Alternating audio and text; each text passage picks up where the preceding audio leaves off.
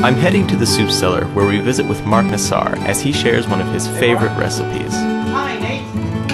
How are you doing today? I'm doing really well. What do you have planned for us today? Today we are going to make one of my favorite recipes. We're going to make a Lebanese baklava. But if you're Greek, you know it as baklava. Okay, now what is this exactly? This is a very wonderful pastry. And it's made all over the Middle East, all over the Mediterranean, and there's many different ways to make it. Our family was from Beirut, Lebanon, and so we make the Arab version, which is frequently called baklava. And to execute this recipe, we have all of our ingredients laid out here for you. And it's very simple from an ingredients point of view. You have sugar, butter, I use walnuts, phyllo dough, I use essence of rose, and that's all you need. Okay, wonderful. Well, the first thing that you do is you must get 3 cups of your granulated sugar and 1.5 cups of water, and that's what you make your syrup out of. Okay. And so we've got our syrup starting right in here, and we're going to let this come to a boil, and then we're going to turn it down and let it simmer and boil for about 20 to 25 minutes. Yeah.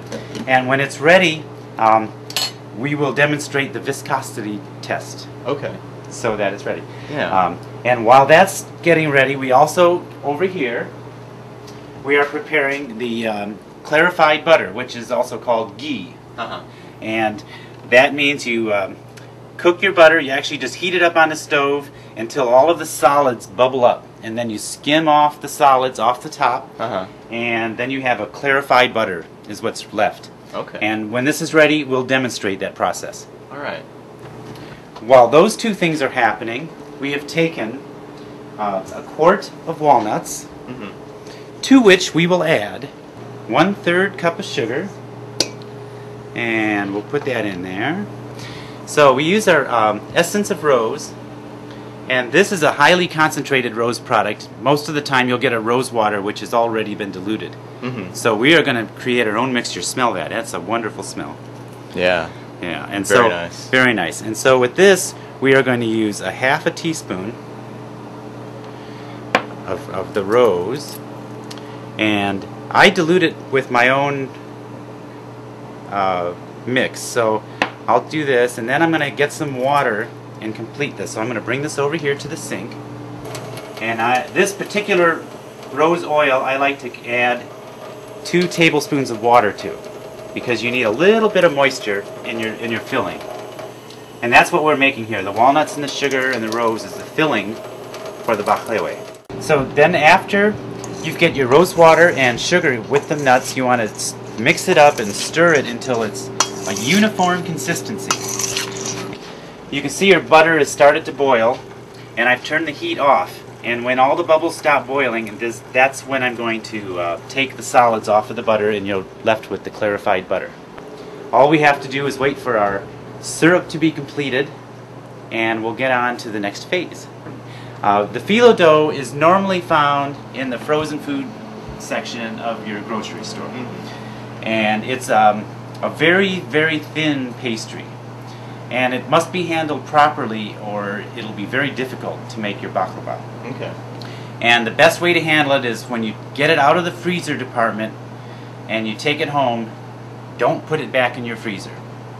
And the reason is that by the time you get it from the freezer department in the grocery store, and by the time you get it home, it is thawed a little bit, ever so slightly. And if you refreeze it, the leaves are going to fuse together. You can keep it in the refrigerator for a couple of weeks and it'll be just fine. But bring it home, put it in the refrigerator, do not refreeze it, and then when you make your baklava, you want to take it out of the refrigerator and let it get close to room temperature. Once your butter has simmered enough and all the solids come to the top, then you want to get a little spoon and you scrape all these off the top. And you have what's left we call clarified butter. We're going to just leave it right in this pan and use it right out of this pan. But I'm going to set it on the burner for now just to keep it warm. because it takes a long process. You don't want this to solidify again. Here's your syrup that's still cooking, and you want to see that it's not boiling at a real heavy boil. Yeah. And it's simmering, and if you boil it real fast, the time it takes to get to the right viscosity will be less. So this is something that takes a little bit of practice to get the proper viscosity. Yeah. And you won't know it's the right viscosity until it's chilled. Now we're beginning to have our viscosity testing. Okay. Now the way I test the viscosity is I get a spoon and you see the drips. And when the drips bounce, back up to the spoon, you see how the spoon pulls half of that drip back up. Oh yeah. And when that happens, then you're just about ready. So this is really close. See how it pops up? Yeah. We'll add a little bit more of our rose. And I put in a half a teaspoon of this. It's the essence of rose flavoring that brings the baklava to the Arab region. What I'll do with this is we're going to take this and put it in the freezer. Okay. And I put it in the freezer mainly because it'll, by the time the baklava is out of the oven, then it'll be the proper temperature. Okay. Because it needs to be chilled. Yeah. So we'll take this over to the freezer. We'll set him up in here, and he's going to just sit there and chill out. You do not want to open your phyllo dough and take it out of the package until you're absolutely ready to start layering your baklavas. Okay. Now, why is that exactly? Because it'll dry out. It dries out very fast. Oh, okay. And it's so thin that if it dries out, it's impossible to handle. First thing you do is you get your nice big brush and you lay and you spread on your pan. Now this pan that I'm using is what's called in the restaurant business a half sheet pan, which is about a 12 by 17 inch pan. And that's a standard size in the restaurant business. And the phyllo dough traditionally is cut to fit this pan exactly. And here is our phyllo. Now, I am so particular with my phyllo that I always open the box before I buy it and make sure that the leaves, I don't know if you can see this, but the leaves are evenly across and there's no flaws. Because sometimes if they're damaged or they're wrinkled and damaged, they'll be hard to get apart. Okay. So I always inspect my phyllo to make sure that there's no wrinkles, flaws, or tears in this nice and even rolling of the leaves so that it comes apart easily. This one looks really good. Yeah. So we're ready to go. So it's time to open it up. It is very delicate. This is very delicate, which is why we're so particular about it. And you'll see just how delicately thin each leaf is. Wow. And you want to brush every single layer with the clarified butter. We don't want it to stick. That's why we put butter on the pan, so it won't stick. You see how almost perfectly they fit in here. Oh yeah, that's wild. Each package, a typical package of phyllo will have approximately 24 leaves. Okay. And you put about half of them down, and then we put our filling in, and then we'll put the other half. Okay, so it looks like we have layered and buttered approximately a dozen leaves. 9, 10, 11, 12. Okay, I've got a dozen leaves left, which means it's time for the filling. There's the filling, and we mixed this up earlier, and we're just gonna spread it all on here, and we're just gonna spread these out to the outer reaches of the pan as evenly as we can. And I just use my hands and eyeball it.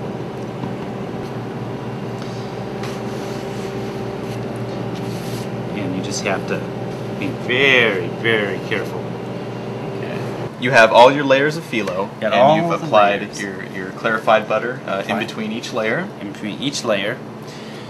The next part is to cut the phyllo, or cut the baklava, and you want to cut it before you bake it. Okay. And the reason you do that is when it bakes, each little piece, the edges of it will shrink just a little bit, and it'll create a real beautiful effect. A little bit of a crisp. A little bit of a crisp around each edge, Yeah. and the pieces will separate a little bit, and it'll allow you to cut it, and it's a more beautiful presentation. We are going to cut ours into 44 pieces. So I always use a ruler so I can get, and I use a pizza cutter. You can use a knife, and it would work just fine. Okay. But I find that I have a little better control, and I can be a little more precise when I use the pizza cutter. 6,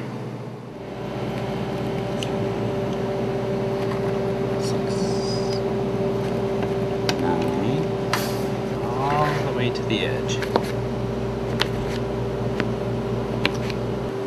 And we're at a good temperature. We're up a little bit, so I'll turn it down as I set it in here. That. I'm going to put this in here for another reason.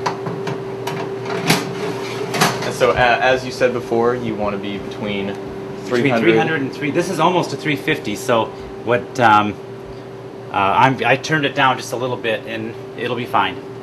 It'll be fine. But between 300 and 325. 325. 300 Okay. and 325.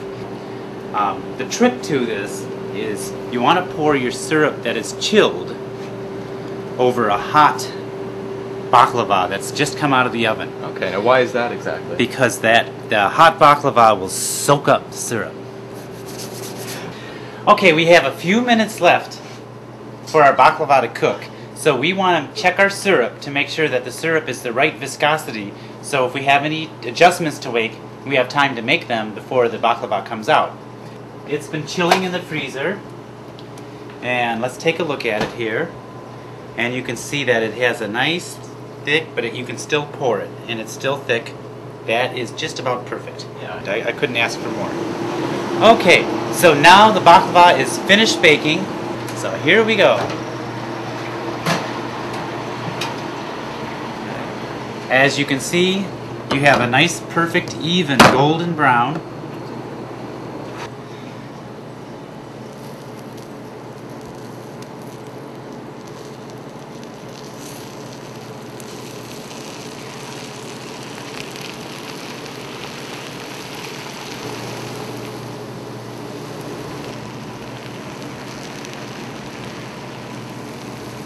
It's always best, you know, a pastry like this is always best served, and it has the most flavor served at room temperature. Oh man. There you go. Man. Okay. Ooh, this is exciting. Yes, indeed. It is so very exciting. Okay. You can't get it any fresher. Okay. Yes. Yeah, that's just about perfect. Thank you. That is so good, Mark. Thank you so much. One thing that's really nice about these, Nate, is they have a really good shelf life. If you keep them wrapped airtight and in the refrigerator, you could keep these easily for a week, and they'll be just nearly as good as they are right now, as long as you serve them at room temperature. Well, thank you so much, and I really appreciate you sharing your old-style family recipe with us and our viewers. It's been a tremendous pleasure, Nate. I hope that we can do this again. Oh, we will. All right. Thanks, Mark. You bet.